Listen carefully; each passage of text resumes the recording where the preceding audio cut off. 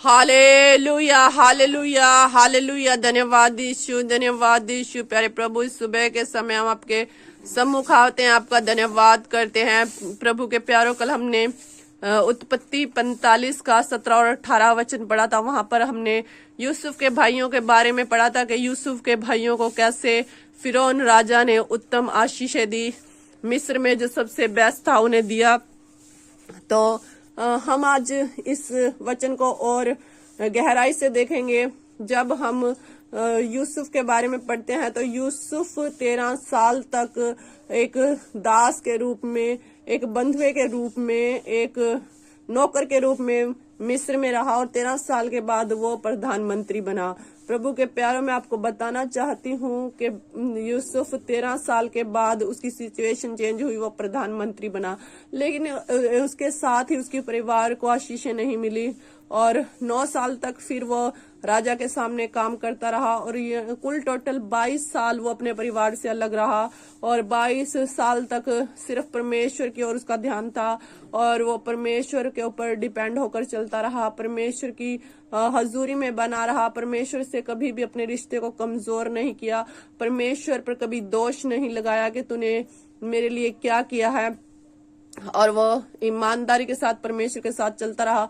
और उसकी 22 साल की मेहनत थी कि उसके परिवार के लोगों को उत्तम आशीषें मिली और 22 साल तक वो परमेश्वर के साथ जो वफादार रहा, उसकी वफादारी को देखकर परमेश्वर ने उसके परिवार को आशीषित किया। प्रभु के प्यारों, आपके जीवन में यदि कोई भी समस्या, कोई भी प्रॉब्लम है तो डरे नहीं, अड़े रहें, खड़े रहें, प्रार्थना में बने रहें। परमेश्वर एक दिन आपको छुटकारा जरूर देगा, क्योंकि परमेश्वर का समय जब आता है तो परमेश्वर एक पल में सब कुछ चेंज कर सकता है।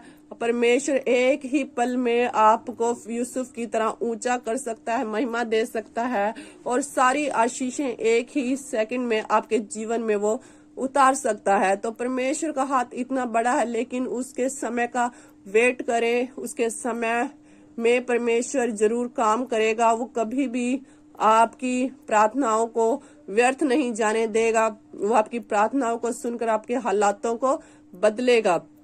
जैसे एक छोटे बच्चे को बड़ा होने में टाइम लगता है, वैसे ही आपकी आशीष को बड़ा होने में टाइम लगेगा, लेकिन वो आशीष जब बड़ी होगी तो दुनिया को दिखेगी। परमेश्वर के साथ बने रहें, अड़े रहें, खड़े रहें, परमेश्वर आपको आशीष करेगा।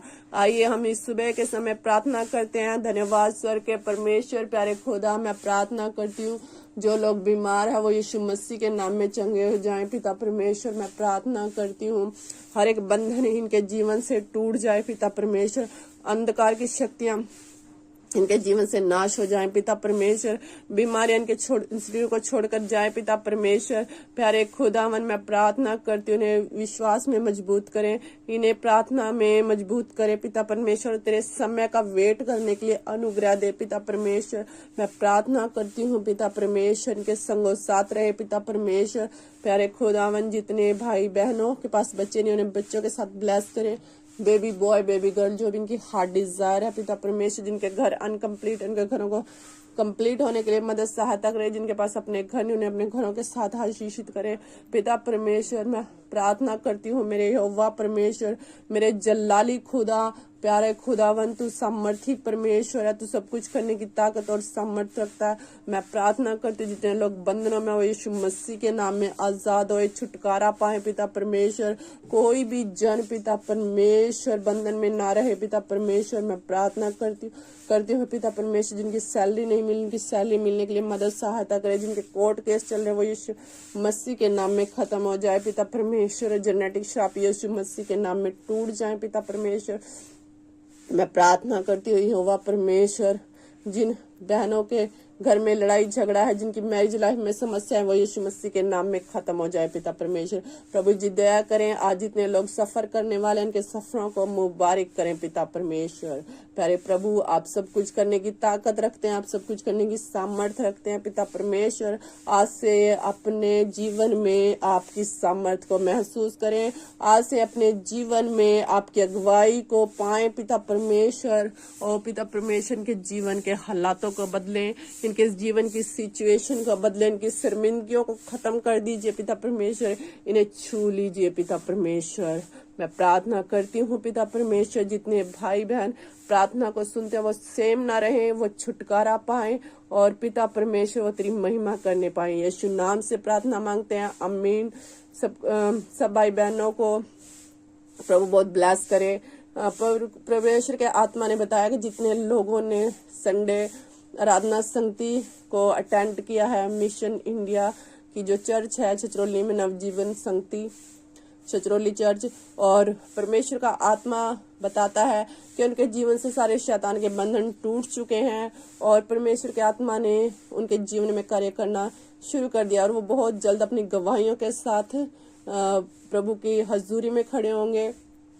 परमेश्वर उन्हें ब्लेस कर चुका है, क्योंकि वचन में लिखा है जिसे यहोवा आशीष दे उसे कोई श्राप नहीं दे सकता। प्रभु के प्यारो, यदि इस संडे आपने चर्च मिस की है तो जरूर आगे से ऐसा ना करें, जरूर अपनी चर्च में आए। और जो लोग किसी भी चर्च से नहीं जुड़े या जिन्होंने अभी तक चर्च के बारे में नहीं सुना और वो भी परमेश्वर का आत्मा उन्हें भी अगुवाई कर रहा है या उनके जीवन में कोई बीमारी बंधन है, तो वो भी चर्च में आए और परमेश्वर के द्वारा छुटकारा ले।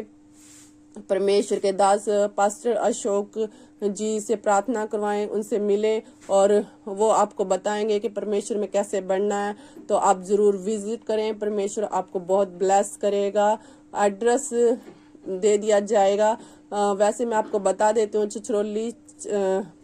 छछरौली नवजीवन संगति छछरौली चर्च, दादूपुर रोड, नजदीक रहमिया कॉलोनी। आप संडे को विजिट कर सकते हैं। परमेश्वर आपको बहुत ब्लेस करे। God bless you.